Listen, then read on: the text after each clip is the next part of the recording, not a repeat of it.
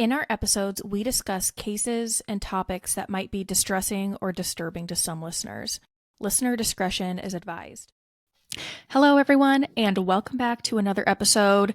In one of our previous episodes, we learned about Dorothy Miller. She was a real estate agent from Burlington, Iowa, who was murdered in 1969 while showing a potential client a home. Now, this case is considered Burlington, Iowa's oldest cold case. But just over a year later, in December of 1970, another woman near Burlington is murdered. Her case also remains unsolved to this day. So let's talk about Mary Bernice Lange. On the morning of Thursday, December 17th, 1970, Dorothy Mallow is at work at a local cafeteria. And while working, a woman comes up to her and asks why Mary Lange, who is Dorothy's sister, she asks why Mary isn't at work. Now, Mary Lange is 37 years old, and she works as a clerk in the Burlington Municipal Court. The woman asking is a coworker of Mary's, and she's really known to be a very punctual and diligent worker. So to both the coworker and Dorothy, it's really strange that Mary hasn't shown up. So I don't know exactly what Dorothy does, like if she goes and does any checking around first, but she's concerned enough that she does actually report Mary missing to police that afternoon. The search for Mary begins, and I imagine they retrace her last known steps. So let's go through the timeline here. Let's start on Wednesday, December 16th, 1970. So this is the day before Mary's sister Dorothy reports her missing. So Mary Lange, she is the mother of three kids, 18 years old, 14 years old, and 11 years old. And we know that around 7 a.m., the morning of the 16th, Mary's 14-year-old son, Danny, gets permission from Mary to go to the YMCA later that night. So 4 p.m. that same day, Mary's 11-year-old daughter, Diane, gets home from school, and Mary is there, and she prepares supper for the family. Now, Mary leaves the Lange home around 7:30 or 8 p.m., and she goes to her office's Christmas party at the Memorial Auditorium in Burlington, Iowa. Later on, Mary's husband Marvin, the two of them have been married since 1951, he leaves the Lange home to go pick up Danny from the YMCA around 9 p.m. Now, it says that they drove a cousin home, and I'm assuming this cousin is maybe younger, was maybe at the YMCA playing with Danny. So they drive him home. Marvin and Danny get back to the Lange home around 9:30 p.m. The three kids and Marvin are up for a while. Marvin goes to bed around 10:30 p.m. And now, according to, I'm assuming, people at the city Christmas party, Mary was last seen at the Christmas party around 8:30 p.m. So this is before Marvin even went to go pick up Danny. So if you remember, Mary left the home around 8 p.m. People at the party are saying they last saw her around 8:30 p.m. Now, in articles from this time, there are references to Mary being with a male friend until around 2:45 a.m. on Thursday morning. And we will talk about this male friend later on, but in these initial reports, there's very little information, just passing references to her being with a male friend until 2:45 in the morning. Let's go to the next day, Thursday, December 17th, 1970. Marvin Lange tells the kids that morning that their mom didn't come home and the kids go to school. Now, this might seem a little bit strange, but we will get into the dynamic between Marvin and Mary later on because it's very important. So, later that afternoon on the 17th is when Mary's sister reports Mary missing. On Friday, December 18th, 1970, in the very, very early morning hours, like just half an hour past midnight, Mary's car, a 1966 white Chevrolet four-door sedan, is found. Now, it is found on a street corner in downtown Burlington near Smith and Plain Streets. And the state that the car is in is very concerning. So, first, the car doors are all locked and the keys are found on the ground nearby. Inside the car, there's blood found on the front seat on the rear carpets, on the outside of the car's door, on the trunk lid, and on the rear fender. There is also a white shag rug in the back seat that has blood on it, and it's described as being like folded and sitting on the back seat. Now, in the trunk of the vehicle, there is blood and disturbed dust. So, police believe that a body has been in the trunk. And at this point, the Iowa Bureau of Criminal Investigations is called in for help. Now, through interviews with, I'm guessing, people who live near where the vehicle was found, investigators believe that the car had been there since around 7 a.m. on Thursday morning. So, this is the morning after the Christmas party and a handful of hours before Mary's sister reports her missing.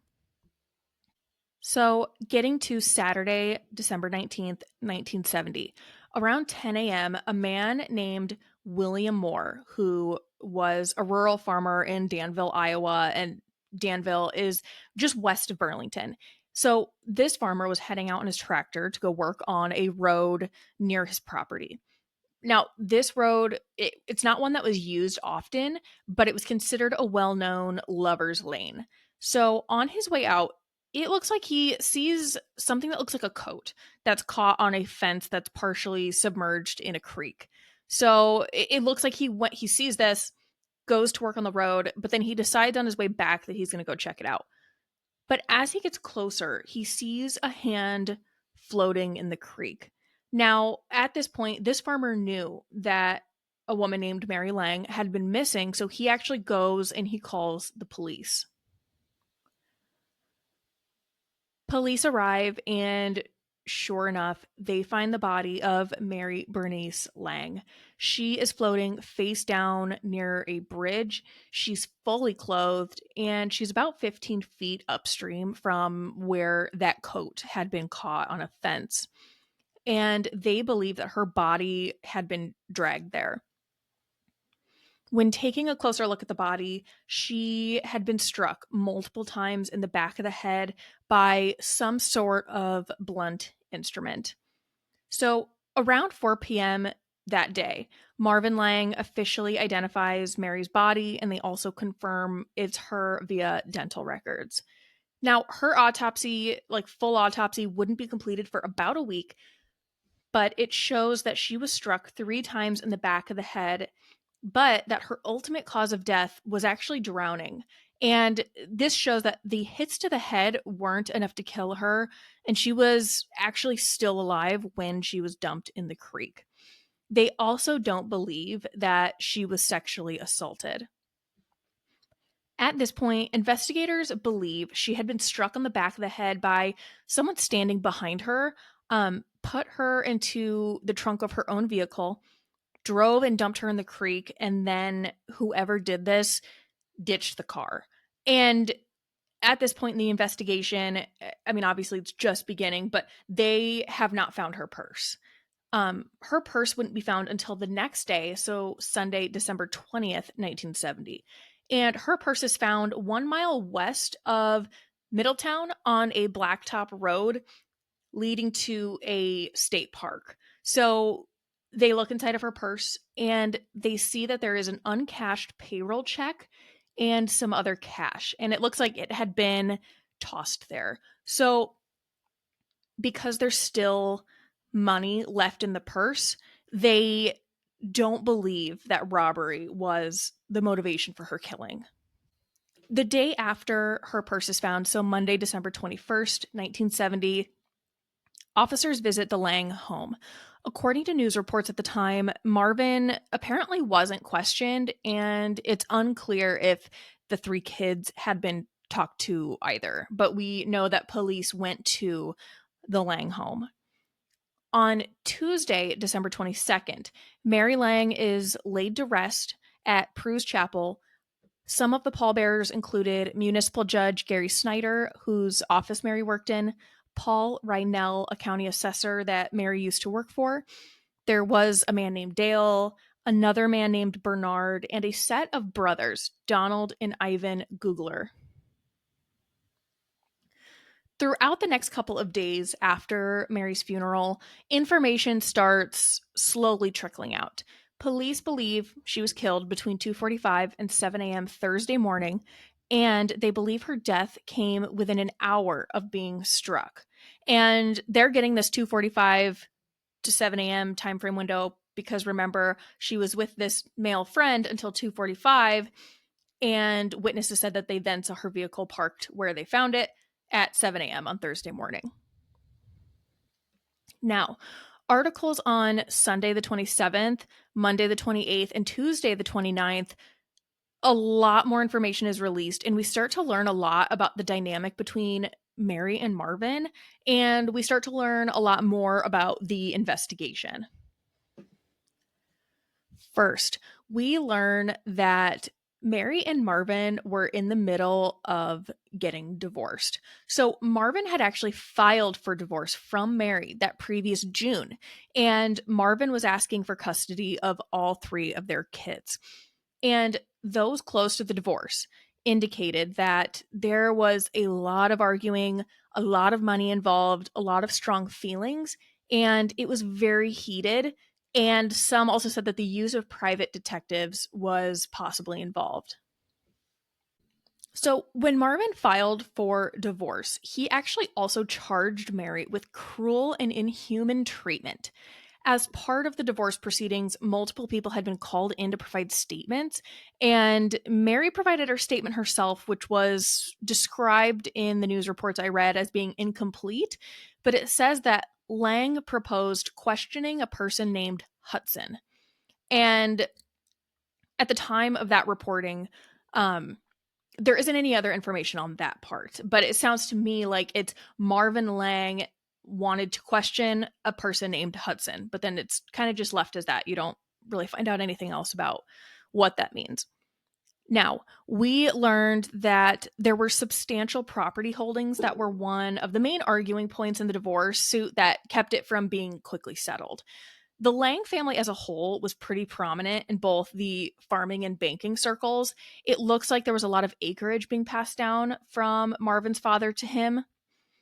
And as investigators began taking a closer look at Marvin and Mary's divorce filings, there was an interesting bit that was actually discovered. So, just in July, so a month after Marvin had filed for divorce from Mary, a new state law had been put into effect, and it had something called a secrecy clause, and that was applied to dissolution of marriage proceedings. And the clause was designed to keep a couple's problems from being magnified by publicity, which would apparently, quote, give the best possible chance for preservation of marriages. But the downside to this is that it also would greatly hinder legitimate investigations of a crime. Because of the secrecy clause, even police investigators were not able to access information in these divorce proceedings without getting some sort of court order. Now, in the Lange case, this ended up not being an issue because one of the attorneys made all of the documents available for investigators to look at. And that's where we got all of those tidbits from their divorce, like who was coming forward as a witness to provide information about the divorce itself. Second, around this time, we also start hearing more from police on what they say is a lack of cooperation from Marvin. So if you remember, investigators visited the Lange farm the Monday after Mary's body was found. And according to the sheriff at the time, Merritt Quick, he says this was the only time Marvin was ever talked to by police. And from then on out, Marvin refused to speak with investigators on the advice of his attorneys, and that a search warrant was never officially obtained to search the farm. So there was no other opportunity for investigators to go there. Now, I'm not sure why a search warrant wasn't received. Maybe they attempted to get one, but nothing got approved. But I mean, I will say, I personally don't think it's a big issue that he isn't speaking with investigators. I know a lot of people are like, well, if you have nothing to hide, go talk to them. If you are the spouse and your significant other is murdered, you will automatically be a suspect. So you absolutely want to get an attorney and listen to their advice. But anyways, Sheriff Quick specifically says that Marvin wasn't identified as a suspect, but that, in quotes, They've talked to a lot of people, and he's the first to refuse to talk with us. Now, Marvin's attorneys refute this. They said Mr. Lange answered every question put to him, and on 2 occasions, investigators have asked whatever questions they wanted with his attorneys present. They said they've represented Marvin for several years and are representing him in the divorce. They said because they presume Marvin is a possible suspect, they want to know what's going on at all times in the investigation. But they add that police have information that demonstrates he's not a principal suspect. And the sheriff quickly comes back on that comment and says that is their theory, not his. So I'm getting a little bit of tension here between the two.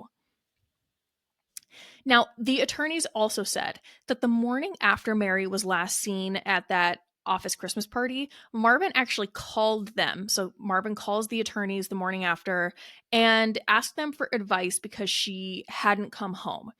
Now, the attorneys advised him to have Marvin have a friend or someone else check in or call it in so that police wouldn't think they were getting involved in a domestic matter. And according to Marvin's attorneys, this wasn't the first time that Mary hadn't come home. So to them, this apparently was not that unusual. Third, we also start to see where the investigation into Mary's murder is at. So, in addition to looking into Mary and Marvin's divorce proceedings, investigators say that Mary's purse, fingerprints on the car, soil and blood samples, clothes, hair samples, and a possible weapon were sent into the FBI for analysis. We learn at this time that there's 8 men on the case interviewing many different people. We learn that investigators don't believe the assailant was hiding in the back seat before confronting her. And investigators say they don't believe she was attacked by a sex maniac and reiterate that they don't believe robbery was the motive. They clarify they think Mary was hit on the back of the head while she was standing by her car in downtown Burlington. The sheriff thinks they used something round like a baseball bat. Now, at this point, the investigation timeline narrows slightly. We learn that Mary actually was the one that dropped off the male friend in downtown Burlington around 3 a.m., and that her vehicle was then spotted around 6 a.m. Thursday morning. So we're starting to get a little more clarification as more witnesses come forward. So the timeline has narrowed slightly. And regarding this male friend, again, they also released that he had been cleared as a suspect by passing a polygraph. But again, there's no information released at this time that clarifies who this male friend is. Now, there are also references to others being cleared by polygraphs, but they never clarify who.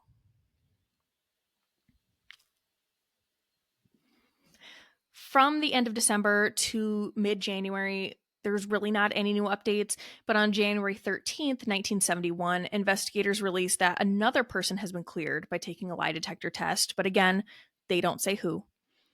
Sheriff Quick, though, states in this interview on January 13th, he says, there remains one strong suspect, and efforts to build a solid case against him continue.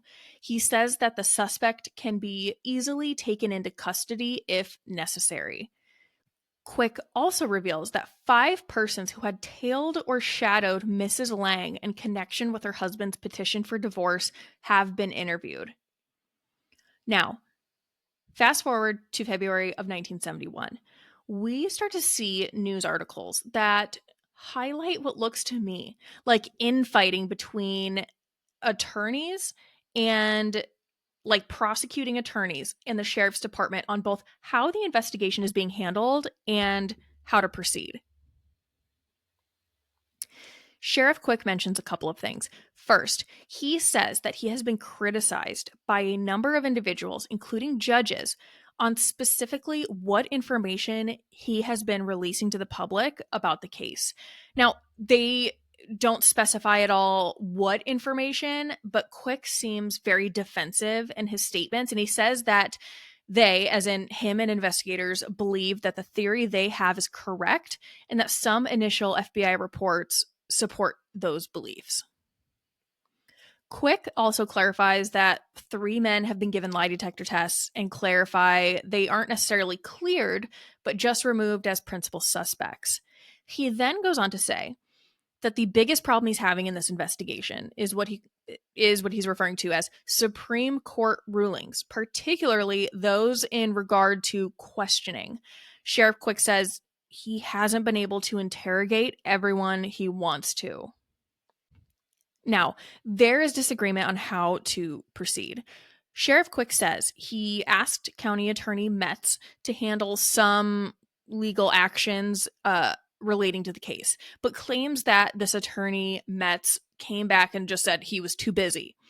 The attorney, though, said he and his assistant, county attorney, a guy named Steven, they have discussed the matter with Sheriff Quick, but said, and I quote, "We feel we're on very dangerous ground." Now, Attorney Metz said he also discussed the matter with a district judge and said that the matter under consideration or the matter under discussion is very complicated and involves people's rights, and at present, he doesn't feel he can proceed. So this is kind of where the investigation goes cold. You have the sheriff's department on the one hand saying they have one strong suspect they can easily take into custody, but then it seems like prosecutors are not wanting to press forward on the case for reasons they won't expand on, but what it seems like they're alluding to some sort of like civil rights issue here. Now, at this point, with just this information, to me, it seems like the sheriff's office believes Marvin Lange had something to do with it. But I still, at this point, have these big questions on who is this male friend that Mary was with until around 3 a.m. I mean, even though police said that they cleared this guy as a principal suspect through the use of a polygraph, we know nowadays that those are very unreliable. And while we still use them today, I think you would need a lot more than just a polygraph to rule someone out as a suspect. And to me, it does seem very clear that this male friend is someone that Mary was probably romantically involved with. That was made abundantly clear many years later. So in 2004, in an article published in the Burlington Hawk Eye that was covering cold cases, we learn more about this male friend. Now, this may have been known already by the public. I'm sure there was rumors going around. I'm sure people were talking about it, but this is the first time I'm seeing it published in a newspaper. So, at the office Christmas party, if you remember, Mary leaves her house around 8 p.m. She goes to this office Christmas party.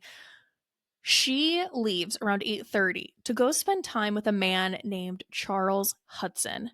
So Charles Hudson is a 42-year-old man, and he was married from Galesburg, Illinois. If you remember, when police were taking a look at Mary and Marvin's divorce filings, one of the people that was listed as someone who should be talked to was a man named Hudson. Marvin knew about Charles Hudson. In fact, Marvin had apparently spoken with Hudson's wife. And so my initial thought is, was Mary having an affair with Hudson? Did Marvin find out? And is that why he filed for divorce? Either way, Mary spends time with Hudson. He tells investigators after her death that the two of them met, drove to the Palms restaurant in Fort Madison for 3 or 4 drinks. They left and headed back to Burlington, but pulled off on a gravel road and parked. And I mean, to do what? You can assume what they were doing. It's also said in this article that in the autopsy, they didn't find evidence that she was sexually assaulted, but they can tell she had intercourse shortly before her death. So afterwards, Mary drove to downtown Burlington and dropped Hudson off around 2:45 or 3 a.m. near 4th and Washington Streets before Mary said she was going to go home. So Hudson then walked 2 or 3 blocks to his car, drove to the Voyager Motel, and stayed the night. So at this point, Mary should have gone home. So what was going on at the Lange home? Apparently, we know Marvin went to bed around 10:30 p.m. But this 2004 article says that apparently Marvin woke up at 2:30 in the morning. So this is right around the time Mary is dropping off Hudson. And apparently Marvin sees that Mary is not home. So what does Marvin do?